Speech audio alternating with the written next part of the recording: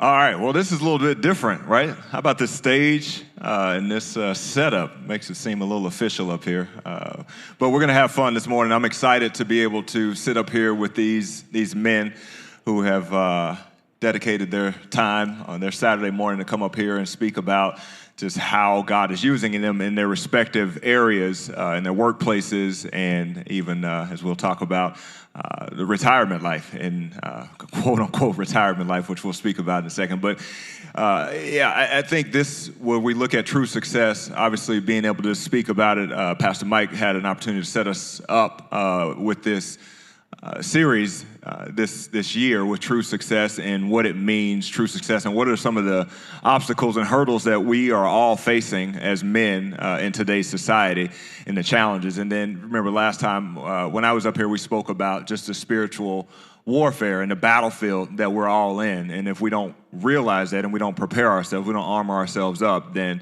we can easily be defeated in our own unique battle that God has placed us in, or battlefield that he's placed us in. So we want to be able to prepare ourselves. And why I'm excited this morning is to have these six godly men up here, all friends of mine that I know just through ministry over the years, but I know very well that God has placed them uniquely in their workplace, and they have a specific sphere of influence that many of you have that's different from mine, different from the person that you're sitting with at the table. And this is a great opportunity for us just to be able to hear from godly men on how they're preparing themselves for true success. And if you ask any of these men up here, they'd be quick to say, look, this isn't the way to do it. Of course, this is where God has placed them in their unique circumstances, and this is how God is, through the Spirit, leading them and guiding them and giving them wisdom to glorify Him the most in their particular workplace. And so as you hear this, as you hear some of the things that they will share, I want you to, one, we'll be able to glean a lot from it. But then, two, just understand that your dynamic might not be apples to apples exactly the same as theirs, but there's a ton of information and a ton of just wisdom that, Lord willing, you'll be able to glean from this as you take back to your specific workplace, your specific people that God has placed around you, and look to glorify Him to the best of your ability within your sphere of influence. And here's the thing that I want all of us to take away as we think about this time that we're going to spend up here discussing. And it's going to be much like a small group discussion. I have questions for them, but most of the talking is going to come from them once I finally stop talking. But that... Hey, you remember the excommunication comment Doug made? Bill Yachty. It's lucky I love him. But I want us to just take from this holistically that there is an approach, there is intentionality, there is planning, there is strategy, there is a lot of prayer that needs to go into every day that you go into your workplace, every day that you step foot outside of your door. It's not just aimlessly just saying, all right, I'm going to go out and it's going to fall in my lap. A gospel conversation is just going to land, or I'm just going to be able to disciple someone. No, we have to be able to pray for that. We have to be able to see. We have to have sensitivity to be able to go out and glorify Christ, because again, the world, our flesh is not typically going to lean towards that way. And so a lot of what they're going to be talking about today is the preparation for that, and then how it actually looks within their workplace. So let me start off with some introductions, and I'll let the guys introduce themselves with, if you don't know them, just their name, a little bit about them, and we'll go from my left and end on my right. So Keith, we'll start with you. I know you're a known commodity. This is your domain more than mine, probably, but introduce yourself to the people.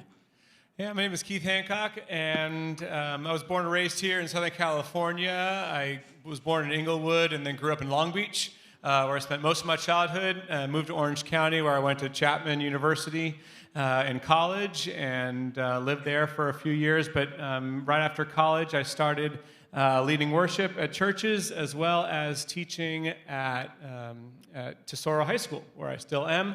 I'm going into my 22nd year teaching at Tesoro in the Capistrano Unified School District. And previous to Compass, I led worship at churches for about 10 years, and I also have a part-time role here at Compass as the music director. So I assist Joseph in a number of different musical responsibilities here at church working with the band and working in some of the sub-ministries, leading worship and leading worship on occasion here in main service. And we've been here at Compass for about 11 or 12 years now. So married my wife, Carly, and I got 2 boys, Joel, who's here, and Chase. Excellent. All right, Frank. Good morning. My name's Frank Ciotti.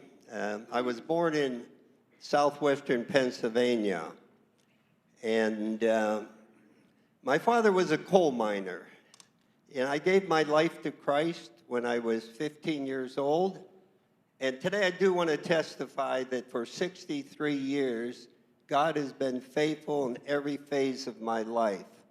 In 1964, I transferred from the University of Pittsburgh to UCLA. I met my wife at church. We were married 2 years later. We've been married for 57 years. We have, thank you. We have 2 children, 5 grandchildren, 3 great-grandchildren. And since I haven't gone to the office or a job since October of 2008, I guess I'm considered retired. My involvement with Compass, Monday night, my wife and I, we attend our missions prayer group. Tuesday night, we host a home fellowship group at our home. Wednesday morning, between 7 or 8, I have a conference Zoom call with our pastor in Guatemala. We spend an hour to 2 hours discussing the operations of the church. I also am responsible for the financial reporting and planning between the Guatemala church and Compass. Thursday, we started to attend the Laguna Woods Bible study and trying to support what's going on there. You know, Friday morning is men's. Sunday morning early, we go to ABF prayer meeting, and then ABF and on to the 11 o'clock service, and it just starts again the next week. Awesome. Thanks, Frank. Mike Schmazian. Hi, my name is Mike Schmazian, and I've been coming here for since we got in this building. So it feels kind of nice, you know, part of this church this long. I was born in New York, but immediately moved here as a little kid, so I'm really not from New York. Just hold it right in front. Just hold it. Yeah, speak. I think I'm holding it wrong. Better? 6. Might be going out. Go for it. So moved here when I was younger, and just as a kid, and lived in Orange County, LA, Buena Park, Orange County my whole life, and just kind of was raised in this area, and got married here. Been married for 29 years, almost 30 years now, so that's been a miracle for, you know, the Lord's been good there for me. Thank you. Now I got 2. That's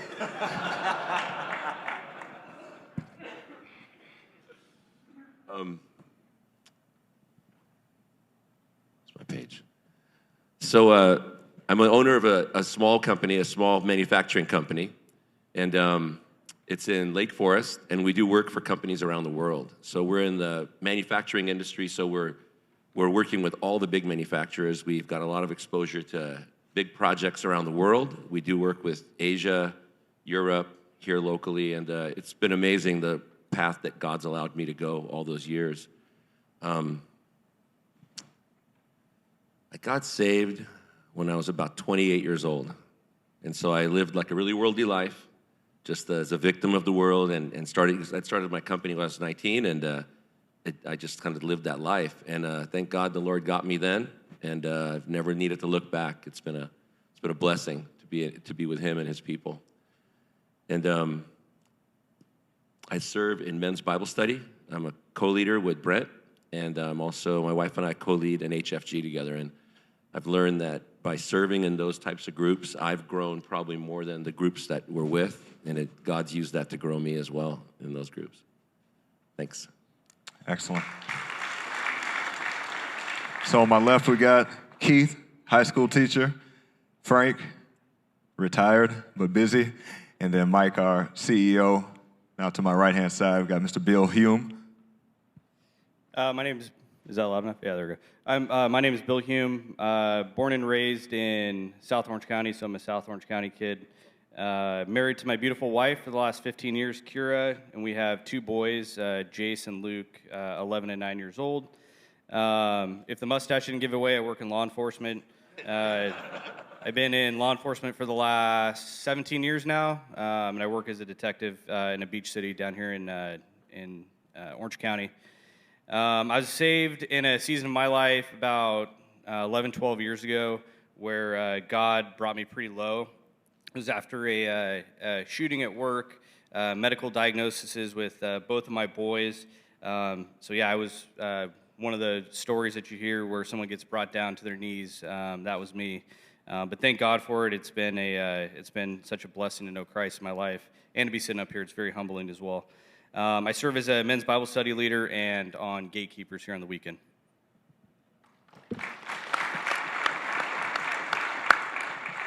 My name is Steve Knobloch. I was born the 8th of 10 children. We lived on a small farm in Indiana. Then I was raised through my high school years in Maryland. We came to California when my dad was in the mining business. And I got saved when I made a public profession for Christ when I was about 18 years old.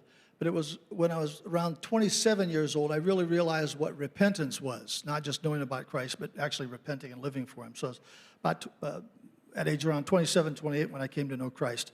I'm married. My wife Twyla and I have 6 children, 11 grandchildren, and Twyla's love for me literally takes her breath away. So I'm pleased, I'm very honored to be married to her. I've served in CBC for a long time. I've worked in the Fix-It ministry. I've been an usher.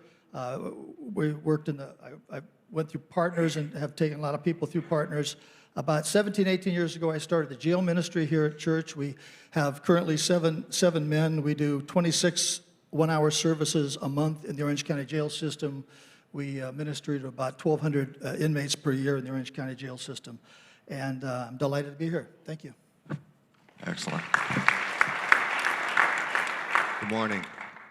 Am I on? Yeah. So my name's Jim Studebaker. I'm like most of these guys, a Southern California native. Grew up in North Orange County. Been married almost 30 years next year. 3 kids, all adults, 21 through 27, 1 grandchild. I work for Costco. I'm in retail management. I'm general manager. I'm in my 37th year with the company. Started pushing carts in 1987. Kind of been through the trenches, and I run the Hawthorne location, so I drive to LAX basically every day. I got saved at 30, so I've been with the company for 10 years, and kind of like Shmei said, I was, for those 30 years, it was all about me, and for those first 10 years of my company, it was kind of the phrase was make it up and happen, and that's what we did. So huge transition when the Lord finally got a hold of me and I got saved. I was in middle management back then, but it's been quite a ride. I serve here at the church. We've done a variety of, I've been working for my company longer than I've been a Christian, but since I've been a Christian, I've always served in some capacity here at the church. Currently, starting my 3rd year with True North, and I love that. My wife and I both serve together. My wife works here at the church. She's on Rick Talcott's team. I'm over in finance, but we love it, and I'm glad to be here this morning. Great. So these are the guys that we have up here, just so you get a little background on them. But let me throw it around a few questions. I'll kick it back to this end. Keith, let me start with you. And I know all of you guys can answer this question, but Keith, I'll start with you to kick it off. But what challenges do you face being a Christian, being a high school teacher? So talk to us a little bit about that.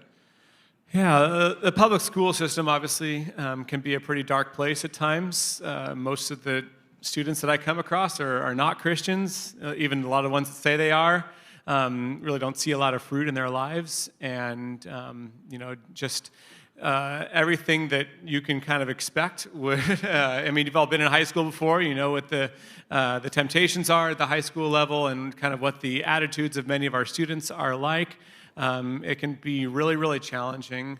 to kind of be, immersed in that. And then as a Christian, and as a teacher, a person of authority, I just have to be, with my job, I feel like is kind of always on the line. People are always kind of watching me. People know I'm a Christian. And so there are students, certainly, and maybe other teachers that might be looking for an opportunity to take something that I said and take it out of context, or maybe use it, in some ways to bring down the name of Christ. And even my job could be potentially on the line for that. So I just have to be careful in the way that I speak, knowing that even nowadays where phones are prevalent and anything that if you get recorded saying something the wrong way, it can be used to shame you for the rest of your career or even lead to job loss. So just being really, I guess you got to be kind of on your toes at all times and careful. But also not letting that, take away from my ministry opportunity. I feel like my job as a high school teacher, and specifically teaching choir, I'm around these students a lot, and we have a great tight-knit community at Tesoro, and a lot of opportunity for relationship building. Most teachers only get to have their students for a semester or a year, but I get to have many of my students for 4 years. So that's an opportunity to really build some great relationships there. But yeah, certainly just being watchful in a really, really dark place, and where Christ is not honored on a day-to-day basis can be challenging, and just making sure that that's not bringing me down, that I stay grounded in my faith and everything that I do. And I got a lot of support. We got some great other teachers that we meet with regularly in a Bible study to give me a little bit of that extra confidence and motivation throughout the week. Yeah, that's great. And I love what you said about, the people that you work with, they know you're a Christian. And so a lot of your actions and your words, without even getting into deep gospel conversation, which ultimately that's what we would love to get into. But a lot of what many of you deal with at your workplace, people know, hopefully, that you're a Christian, and they just watch you. And so your words and your actions and your deeds and all of those things will glorify Christ without you even saying a word. And having that responsibility to know that's a high calling and a high task and a high just position that you have at your job, to know that you need to be on at all times because you're being watched as well. So that's great. Thanks for sharing that, Keith. Bill, let me kick it over to you as well, because obviously in the police force there can be a lot of opinions from the world on that, and so there can be challenges that you face without even wanting to face them or needing to, just by your profession alone. So how do you prepare yourself, and how do you deal with those challenges? So law enforcement is a very male-dominated profession. Obviously, there's a lot of masculinity going into work. So one of the biggest things I struggle with, at least as a Christian man going into work, is fitting in, right? So the opinions of the other men around you, being part of the good old boys club. But I typically always go back to Galatians 1:10, and it's, am I trying to serve God, or am I trying to serve man at the end of the day when I go to work? Do I really care about the opinion of the men around me? No, I'm trying to serve God at the end of the day. And I've come to realize as a challenge of that too is when you go to work, you can't be half in, half out. You can't be 1 foot in, 1 foot out. You have to be all in, like our last men's study that we just went through. It's difficult, like I said, especially in my profession with, the masculinity and trying to fit in, and then, getting labeled as a Christian, and which I'm proud to have that label. If you ask anybody at my work, like, yeah, he's a Christian man. But it's going in all day, both feet in the door every single day, saying, yeah, you know what, I'm a Christian, I'm proud to be a Christian, and I don't care about the opinions of other men. I go in and I'm trying to serve God first and foremost when I go into work. Good. Same question for you, yeah. Steve, let me kick it over to you. Obviously, being in politics down in San Clemente, the city councilman, what are some of the challenges that you uniquely have to face in your particular workplace? Well, the challenges are one of the Christian worldview. We have a value system, and the world doesn't share that value system. And as the council member, I'm currently serving as mayor pro tem this year, and issues come up that involve moral issues. And I've had the opportunity to share my opinion and using Scripture when doing it. We had a Second Amendment resolution. It was a policy issue, and I did a letter to the editors quoting 3 or 4 scriptures, and the blowback was incredible. Negative people, how dare you mention your Christian faith in a political setting? Stop doing that, you're terrible. And, you just have to be firm. Earlier this year, I did a resolution, a Sanctuary of Life resolution for the city of San Clemente. We had 3 conservatives, 3 pro-life members of the city council, and when I brought this up, 2 of them caved. And the Democrats came out by the hundreds with signs, let's defeat No Block. It was letters to the editor, how dare you do this? But, the problem with the abortion issue, and there isn't a family in America that doesn't have a niece, a cousin, a sister, a female relative of some sort that hasn't been through the abortion process. It's hard to find a family that hasn't been touched by it. And the issue isn't just politically to oppose abortion, but to remind people that there's forgiveness in Jesus when you have done the wrong thing. And I recently, back during the last election, I was asked to speak at one of these smaller municipal pro-Trump rallies, and I mentioned the forgiveness issue, and as not just we're against it, but it's not a good thing in God's eyes, and you can be forgiven.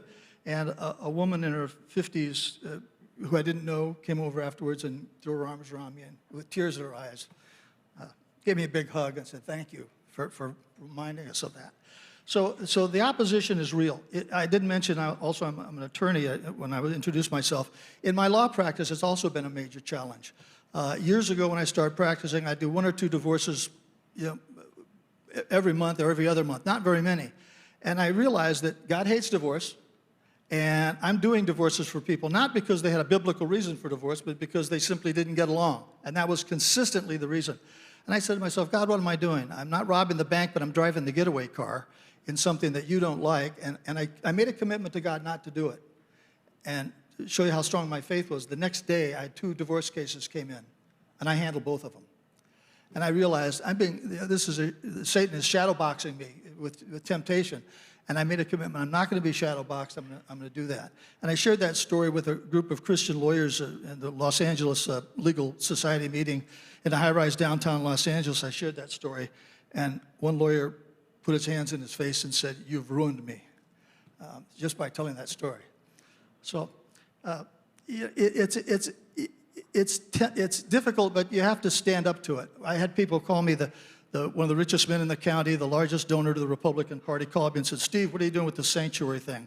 I've had several mayors from several large cities that are friends. I know them, and they call me, Steve, don't do this. It's going to rile up the left. And I said, we talk about being pro-life. We talk about being conservative Christians. And when are we going to stand up and do it? We don't back down just because the opposition is against us. So it's an issue. In all of our lives and careers, we need to take a stand for Christ, not to be embarrassed and not to be ashamed. So that's my message. Amen. That's great.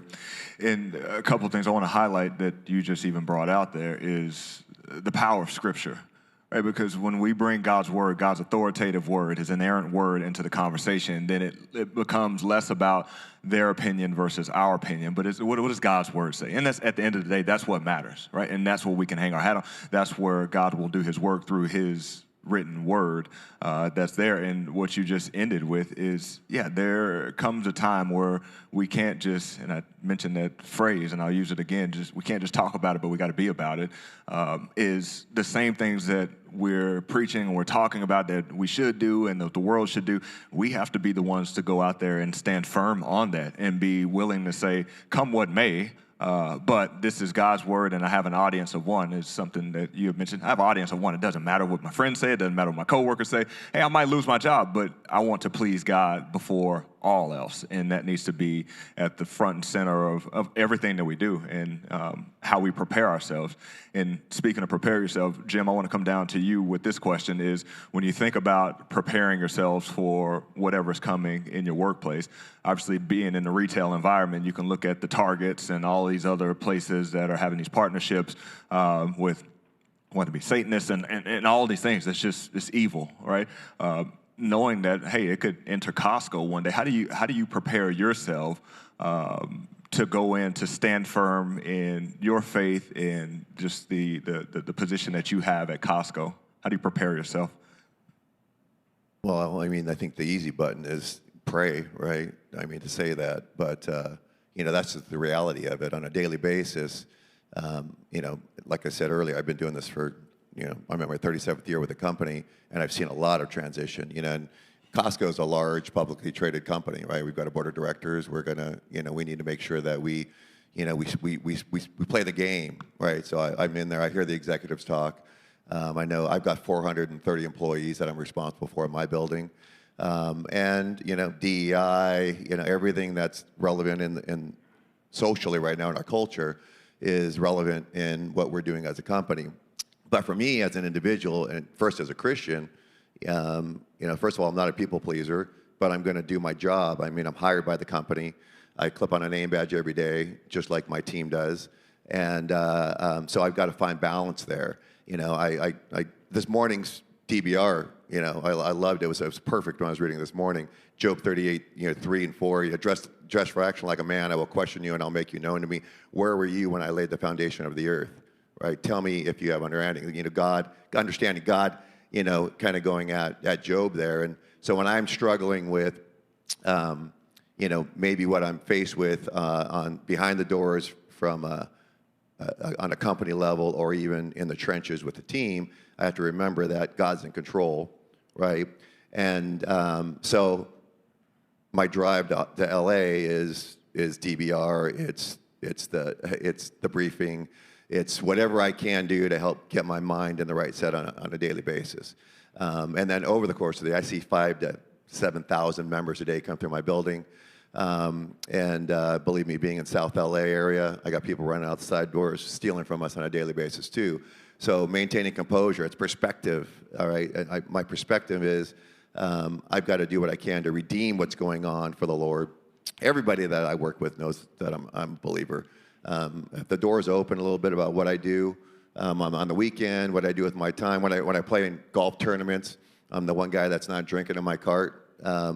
It's because I'm very conscientious of my witness. I'm very, very conscientious of my witness, and I'm not going to do anything to sully that in front of coworkers.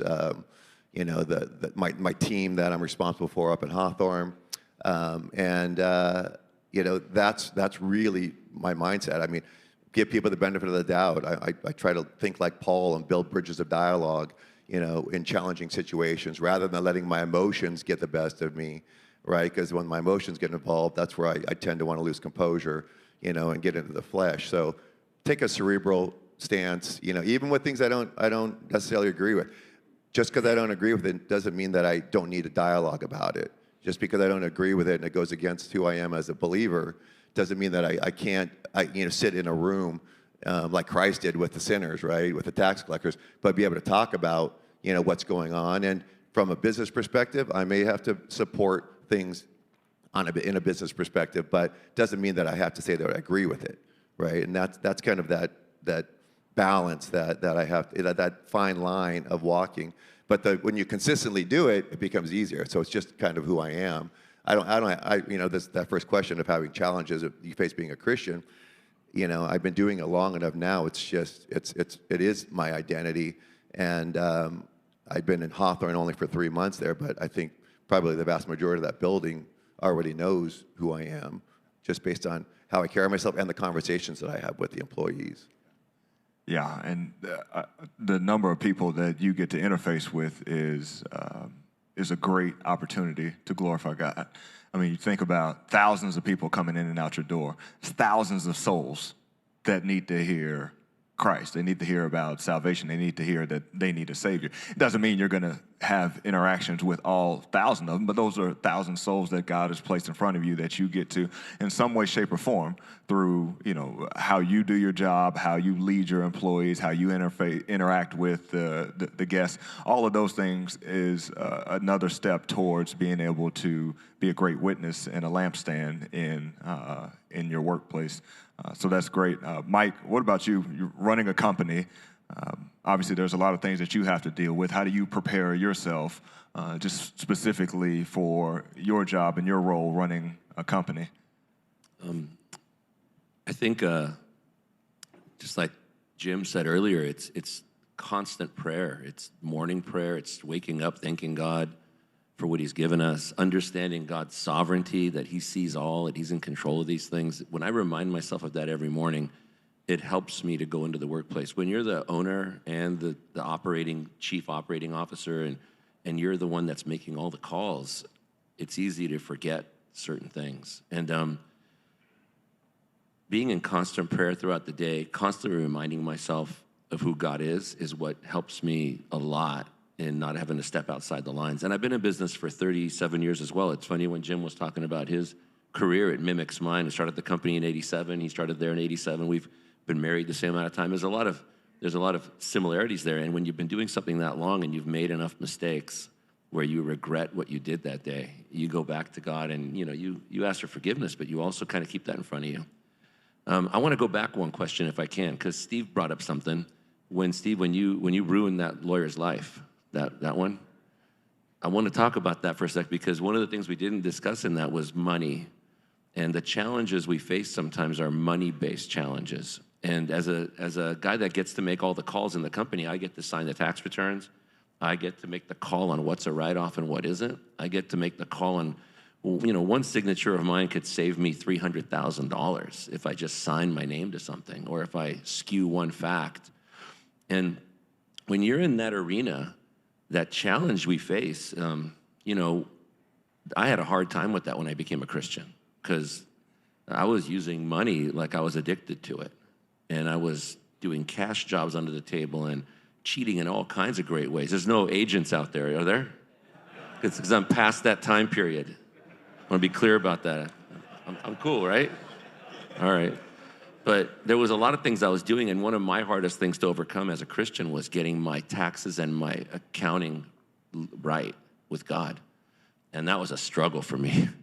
And so I know that when I sit in business forums and I meet with other business owners and CEOs, and you do that a lot, when you own a company, you sit with a lot of folks like that, I can't use 80% of the advice that I get from any of those groups or people. And sometimes they're great advice to save money, but they're not 100% legal. And we're limited. Our challenge is that we're limited as Christians in what advice we can use. So I'd say 15 to 20% of it is useful in my life. So in the past, when I would speak in front of men's groups or I'd speak in front of bigger groups, I would talk about being honest with your taxes. And a lot of times I'm speaking in front of businessmen's groups. And I recall one of the times when a guy came up to me 4 years later, and told me that I ruined his life. And I ruined his financial life. And he hugged me, which was odd, because I thought he was upset. But he told me ever since that talk he heard 3-4 years before, it convicted him so much. And I want to bring that up because when you guys have the ability to talk to anybody, whether it's one-on-one or a group of 10 people or 100, the things you're saying, if they're biblically based, they're going to stick. And God's going to use that to bother somebody as long as it takes for them to make that change in their life. And when I see that man today, 20 years later, he still jokes about that, and he still brings it up, and he had a lot of money. And guys with a lot of money like to make a lot more money. But he said his taxes are legal now, and it's cost him hundreds of thousands of dollars over the years, but he's so glad. And so those are challenges we do. We've got to overcome them. It's still tempting. You surround yourself with good, honest people. I've been fortunate to have Christians in my company, which I didn't go out to hire Christians. God just either turned them into Christians or brought Christians to my company. And that's also good, to have accountability around you when you're at the workplace, to have somebody there that's another believer, that they could see what you're doing, and that they're there with you. And it just helps to gird you a little better. As far as being prepared, it's back to that prayer. For me, it's a lot of prayer to be able to defeat the temptations we hit every day. Yeah, that's good. And it just reminds me of what Paul tells us in 1 Corinthians 3:7. It's just thinking about the seeds that we're planting, right? Our job is not to provide the growth. We plant seeds and we water seeds, and God provides the growth in his timing, right? And so you may have to give someone the truth, or you have to give someone the truth. I shouldn't say it as option. You give someone the truth, but you're not in control of how they respond, whether it be negative, whether it be positive. But God can use that seed again that was planted and completely change someone's lives. And so realizing that all of us as men, being around other people in your workplace, you have the ability to do that. You may not tell them what they want to hear, but when we root it in God's word and his truth, then God can grow that seed later on, and you just never know what us standing firm on God's word can do in the lives of someone that's right in front of you every day. Frank, what about you? When you think about challenges that you face, because obviously I loosely use that phrase retired. You're not retired. You're probably busier than majority of us in this room. But that's a temptation, right? When you've spent your entire life working and pouring out blood, sweat, and tears with your job, then you get in retirement. It's like, all right, hands off. I want to relax. I want to enjoy time for me. How do you battle that temptation of wanting to relax instead of saying, hey, I want to go full throttle for God's glory, because I got more time on my hands to do that? Talk to us about that. Well, first, Mike, I wasn't, one of my first jobs was an IRS field agent. Busted. No. I was only kidding about all that, right? It was, God divinely set them next to each other. He has some humor. That's good. The challenges are different, but there's always challenges in life where whatever phase, I listened to the gentleman up here, my brothers, and when I was in the workplace, it was quite different. We didn't have the kinds of cultural issues and difficulties. I remember that I was financial officer of a company, and I would lead our lunch meetings. Before we'd eat, we'd pray. Now things are, a little bit different. There was a Jewish lady that told me, she said, she didn't object to it. She says, but, with Jews, we pray after the meal and give thanks. So it's quite different. In the morning, I walk from the bedroom to my office. But maintaining your spiritual priorities will be there whatever phase of life that you're in. And so in preparation, I've been through 3 back surgeries. I've been through 2 open heart surgeries. So in the morning, I have to do stretches. And so I do those, but I listen to gospel music to prepare my heart. Then I try to take some time, too, to have personal prayer and have a cup of coffee and try to do some scripture memorization. You can also serve in your home, too. And I like serving my wife. I bring her coffee in bed. I bring her breakfast in bed. She served me for so many years. It's my time to serve her. So there will always be a challenge in priorities of time, and maybe I can talk a little bit later about retirement years and involvement, but the challenges will be there. They're quite different for my brothers up here going to work every day or running a company. They were different when I was doing it, and I'm grateful for the phase of life that I'm in right now. Great. I want to throw this question out. Any of you guys can feel free to answer it, but we talked about, Jim, you're driving all the way to L.A.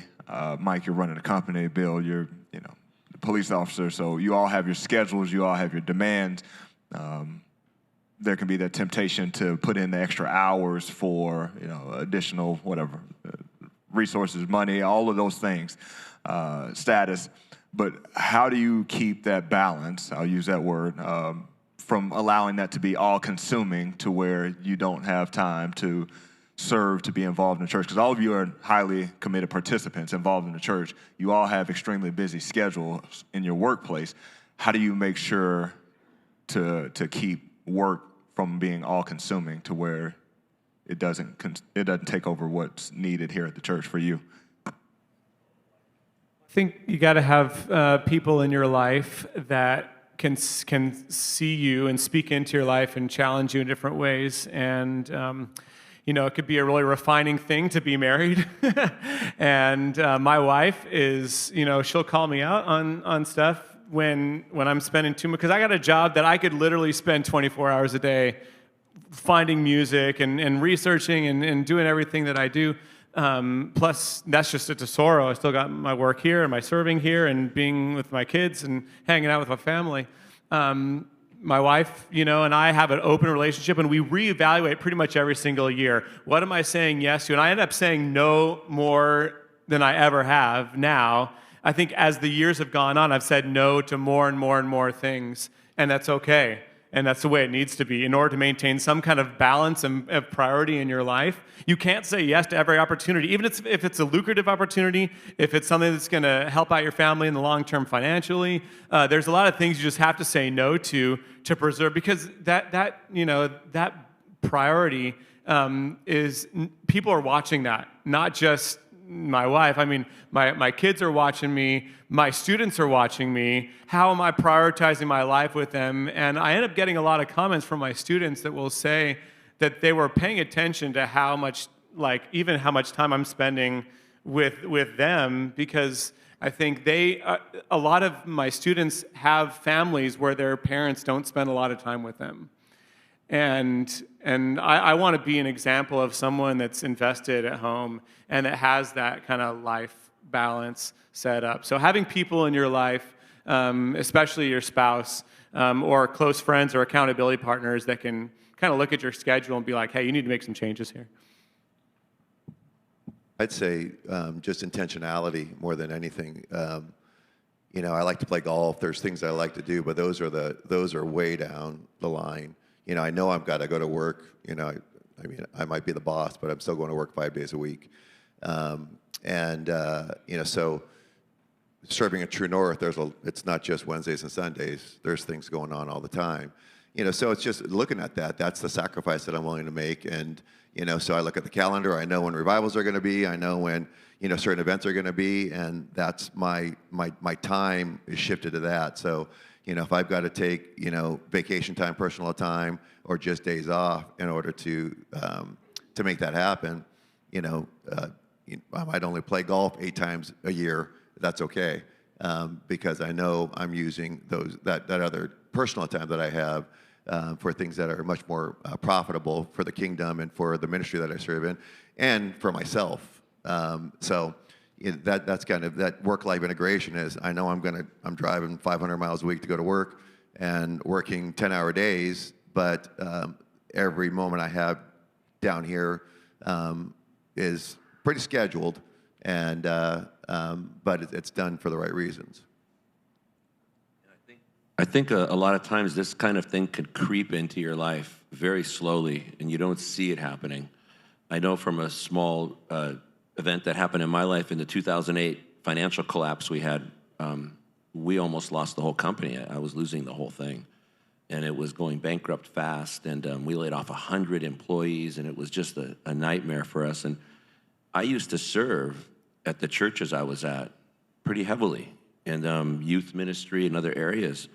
And it had gotten to a point where I was trying to save the company through 2008 to 2010. I was working around the clock. I had stopped serving at this church. I had just started here, I think, at the time, coming here, and I wasn't serving anywhere. I wasn't doing anything for God anymore. I was just working. And one of the kids from my high school ministry from my previous church called me to say hi, and we talked, and I got to go to his wedding, and he said something to me before the wedding. He said, I always remember something you told me, and it's going to stick with me, and I'm going to carry it the rest of my life. He said, never get too busy to be serving God and to be home with your family for dinner. Don't ever get too busy. I guess I used to tell people that. And here I am. I didn't even have dinner with my family for like 6 months or a year at that point. I didn't even know what that was. I'd get home late, and I wasn't normal. And I remember I was trying to save the company, and it was going down. And when he said that to me, that sparked me to stop and think. I said, what have I done, Lord? I don't even serve you anymore. I'm not putting you first. I'm putting money first and this business first that you're technically in charge of.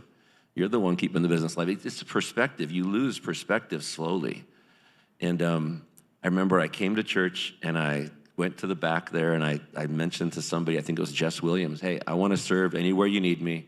I want to start serving. And I didn't hear anything back for weeks and weeks, and then I got a call from Jess. Hey, we're doing a big men's conference. It's K1 racing. We're going to do this and that. I think you'd be great for games. I'm like, games? So put me in charge of games. I got Rob with me. I got a lot of guys together. We put a team together, and we did that, and I started serving. Pretty soon, he's got me leading a Bible study group, and pretty soon, before I know it, I'm serving here with a new fervor, and God is fixing my company. So all those efforts I put in for 3 years or 4 years didn't do anything. It was when I took my hands off the company and I started serving, God fixed the company, kind of like he says he will, but we lose perspective sometimes. And I wanted to make sure, I bring that up because that could be happening in a lot of other areas. It might not be a business in your case. It might be something else. So God's in control. He fixes those things. And that's one of the ways I have to remember that, what he did then, so I never let that happen again. The guys know me. I get here kind of late for Bible study. I'm rushing from work. By the way, I'm listening to your sermon in the car. You keep saying that. It's true.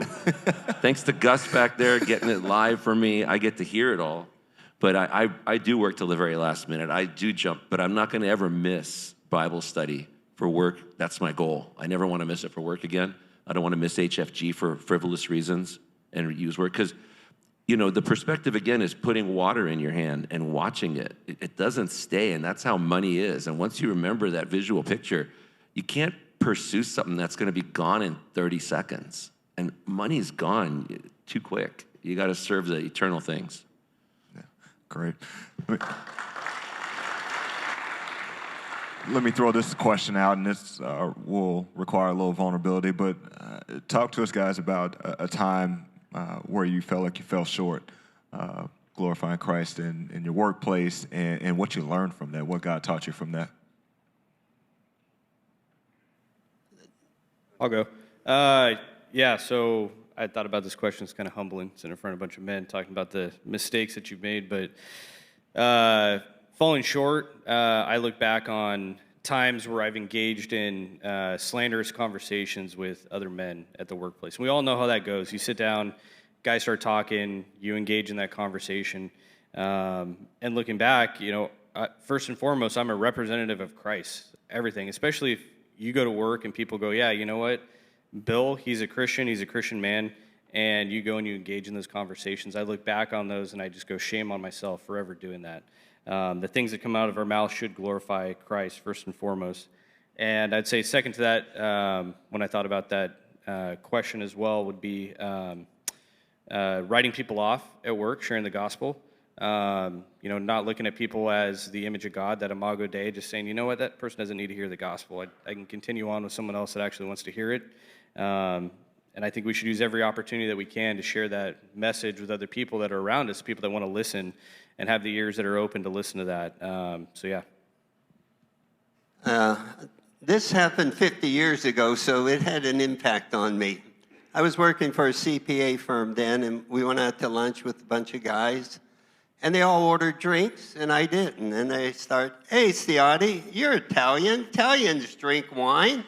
And once in a while, hey, let us order some wine for you. So they did, and I took a drink. And as soon as I took a drink of the wine, Ciotti, you're really just like us. And I said to my mind, I don't like alcohol. I'm not going to drink alcohol. But it taught me a lesson. Anytime you compromise your witness, it doesn't go well. And so we have to guard against compromise in our faith, in our belief. And it taught me a lesson. We learn more from sometimes our failures than our successes. One of the lessons I've learned is to deal with pride. Any of us, if we have a position of authority or responsibility, we can be puffed up in pride. And I was on the city council 15 years ago. And when I first got on, I was kind of prideful. I had been involved in local government for 40 years, and I figured I knew how to do everything, and everyone involved on the city council to listen to me and do exactly what I said. And they didn't do it, and it really bothered me. I was angry, and I was upset and tense, and a pastor from a local church in San Clemente was chatting with me. He said, it reminded me what I already knew, but it reminded me that it's a spiritual battle that we go through every day, and that when we deal with pride and self-pride, it's really a horrendous sin, and that we need to be humble before the Lord, not proud, not built up.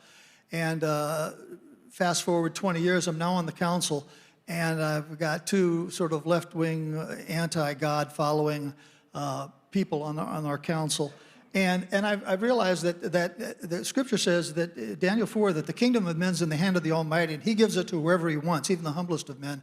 And I don't have to be in charge all the time, because God's in charge. God is sovereign, he rules, and we just need to do the right thing and humble ourselves before him, like several of the men have said up here. And God takes care of business. And I've kind of learned that lesson, and it took me a while to learn it. I thought I knew it. I knew the verses, I could quote them, but in my heart of hearts, I still had to wrestle with pride. And God had to teach me to humble myself, even when I'm outvoted, and to let God take charge of all business. Just be loyal to him. Great.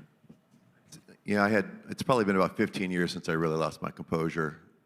It fell short, in the workplace. But what I learned from that, I used coarse language, right? We're in a church. Coarse language to as an adjective, right, of a situation. It was a train wreck, basically. And I got ticked off because I was just getting a bunch of excuses, same excuses from a couple of people that were on my team.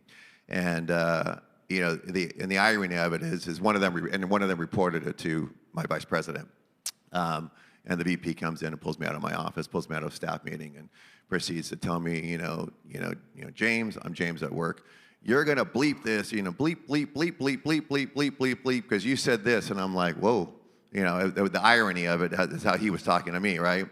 And I said, listen, I immediately apologized. I said, I used a word, and I immediately apologized. And I told the two guys, the manager that worked for me, I said, I'm sorry, I shouldn't use language like that.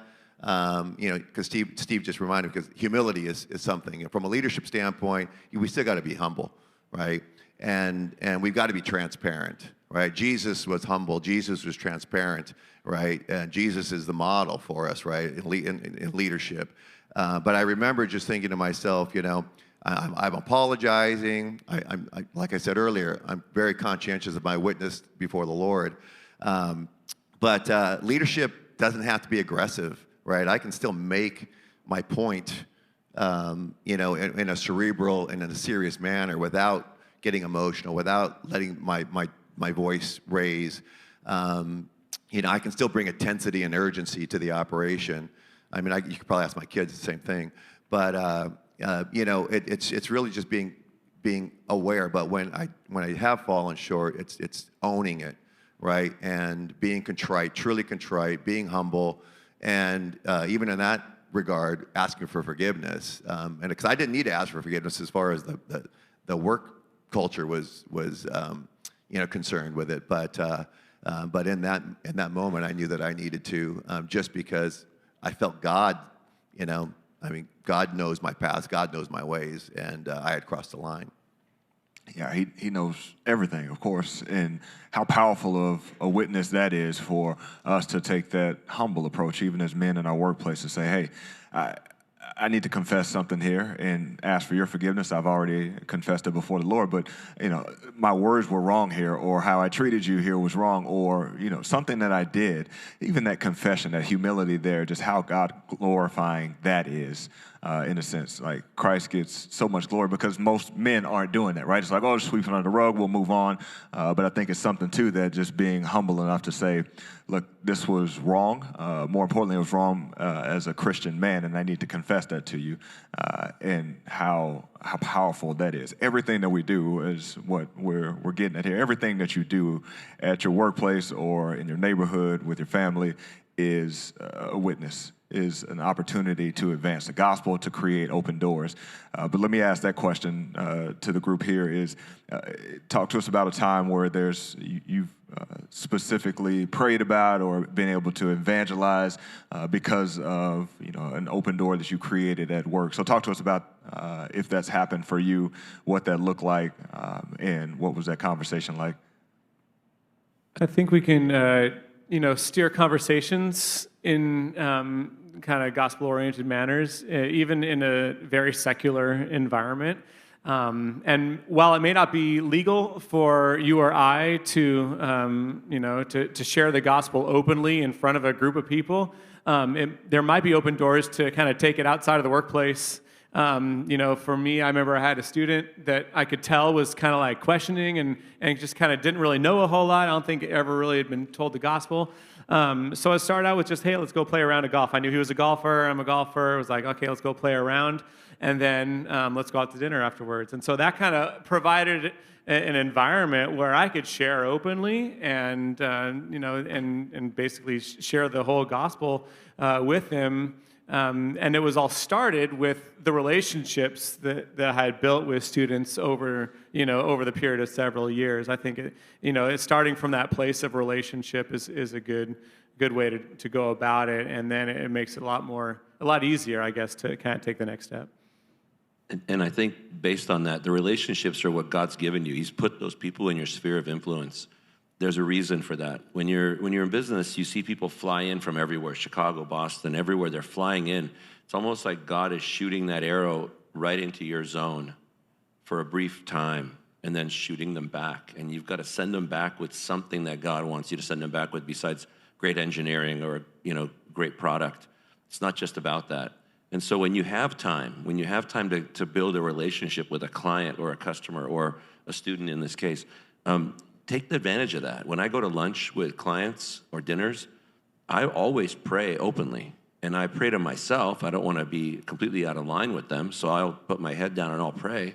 And I wait for the reaction. And part of my prayer is always, Lord, don't make this about business. Let's discuss your words somehow. Soften their hearts and let them be able to open up about that. And you wouldn't believe the reaction you get when you deal with the Silicon Valley types that I deal with and all the folks on the East Coast, that they don't usually see anyone pray. And they ask a question, and I believe that's God prompting their heart to ask that question. Then you get to talk about your testimony. You get to talk about who you are, what God did in your life.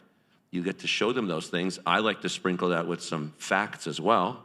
So there's some things that we can, point to, that it's not just some blind faith. We're not Mormons, so we're not just repeating lines, but God's changed my life, and here's how I know it's real.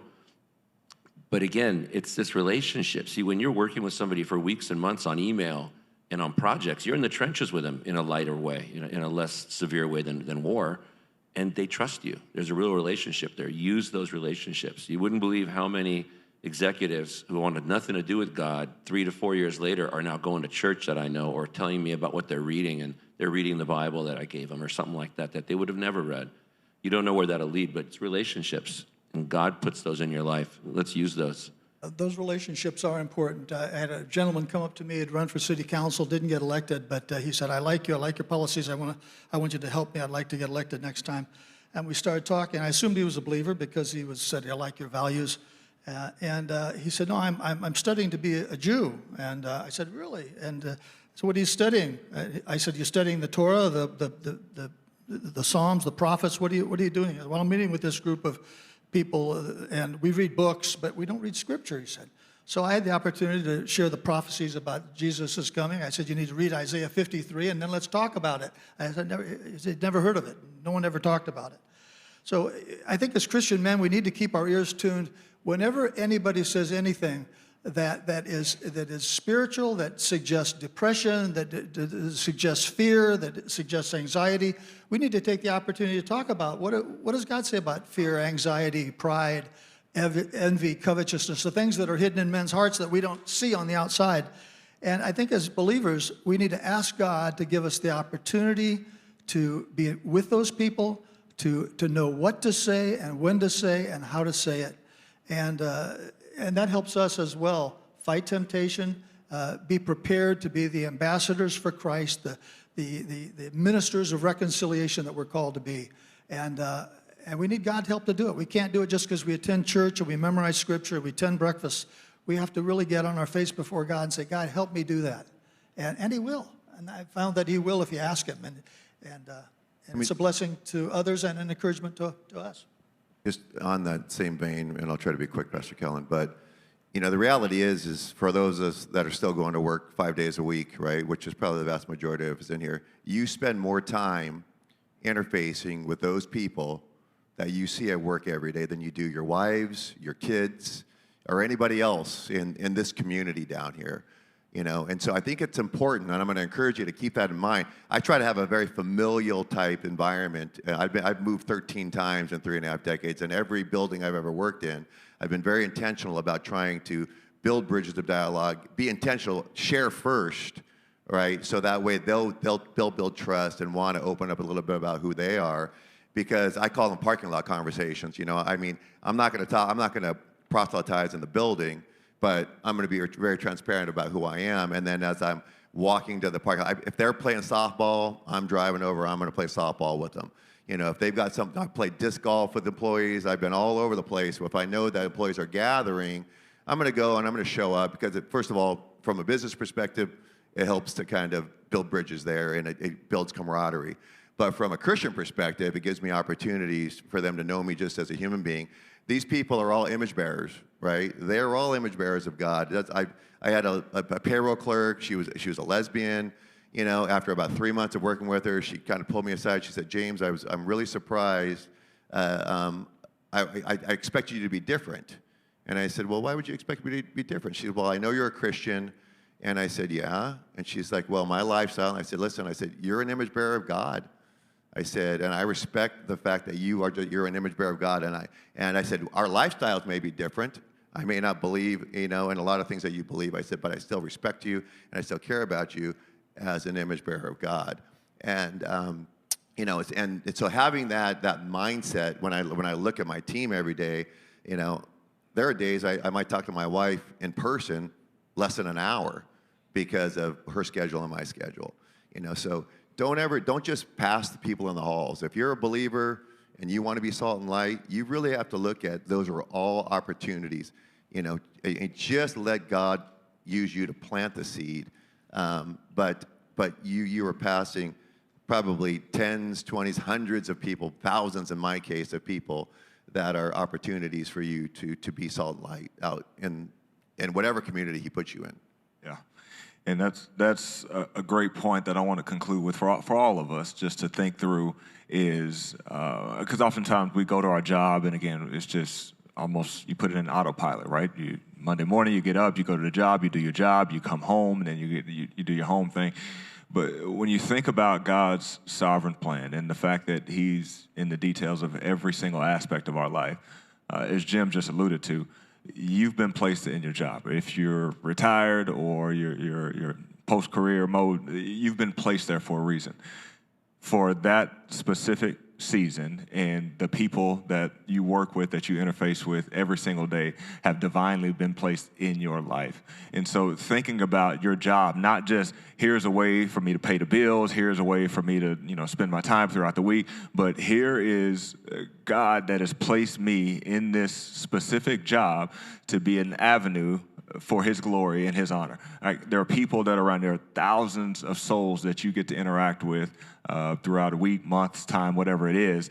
But every single person that's walking the face of this earth, every single person needs an encounter with the gospel.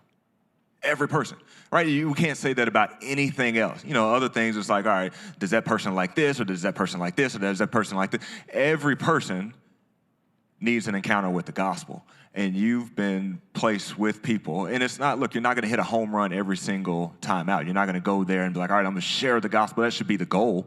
At the end of the day, we want to get to the gospel, but we just want to continue to move the ball down the field with every conversation, with every interaction, with every loving deed that we do, and understanding that you're a lampstand wherever you are, wherever God has divinely placed you, in understanding that and preparing that way. Every day that you go to work, praying for those opportunities, praying for sensitivity to be able to see people that God has placed in front of you, and knowing, again, whatever's on the outer shell, the external that they're giving you, whether it be, you know, lesbian or they're anti-God, God does work from the inside out, right? We can only see the outside, but He's doing work on the inside. So sometimes the people that are doing this the most are the ones that God is working on at that moment, that they're trying to fight against it, that they're that close to salvation. And so continue to have that understanding that we as men need to stand firm, right? We need to preach the truth and let God do the work, right? right? God's going to do the work. It's not for us to self-manufacture. And so our jobs, our lives, our sphere of influence is all for Christ's glory. It's not for you, your happiness, your friendship, your bank account. It's for Christ's glory. And when we view it that way, then we prepare for it differently, and we have a different intentionality when we get to our workplace. So I hope that you were able to glean that out of these men this morning. The other thing that I want to just mention is, look, what we just had here was our small group discussion, right? And all of us should be involved in this, right? You heard multiple of them say it, that you got to have other men that are in your life. Because guess what? When you get tucked away in a corner, you can easily convince yourself that what you're doing is God glorifying, and it may not be, right? Your conscience can deceive you and lead you to something that you think is God glorifying, but what you need is other men around you to be able to speak into your life. And then we need God's word. We need to be in prayer, and we need to be in fellowship. And so if you're not in a small group, I encourage you, implore you, and you need to be in a small group, because this is where you can get opportunities like men like these that will be in your group, that continue to share with what they're going through, and they can encourage you, and they can challenge you as well, because the point of our Christian life, you're in Christ here this morning, is for us to be more like Christ, and we need other men to be around. So MBS, Abide, Thrive, HFG, all of those, if you're not in a small group, I implore you to get in there and get a lot of what we did. This is just the tip of the iceberg, right? We could probably go for 4 hours up here just kind of talking about how God is using us as his instruments for his glory in our life, and where we fall short. None of us are perfect up here. None of us are saying, like, this is how you should do it. The whole point of what I started with the outset is, look, these men, this is their sphere of influence that they have. It should resonate with you from a general perspective, but you're going to take this and say, I see how this can apply to my specific job, and then how I can be used for God's glory there. And so I hope that that's the case tonight, or today. But before I conclude in prayer, I would like you to give these men a hand up here, because this isn't easy to do.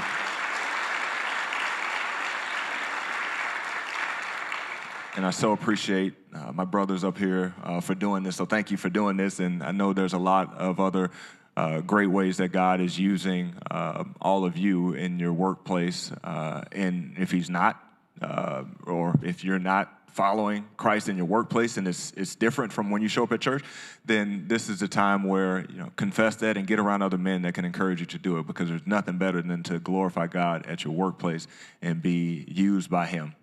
And he gives you a peace that surpasses all understanding. So I pray that would be the goal here, for you to walk away with that. We are going on a fellowship hike after this, so hopefully those conversations continue to happen if you're joining us there.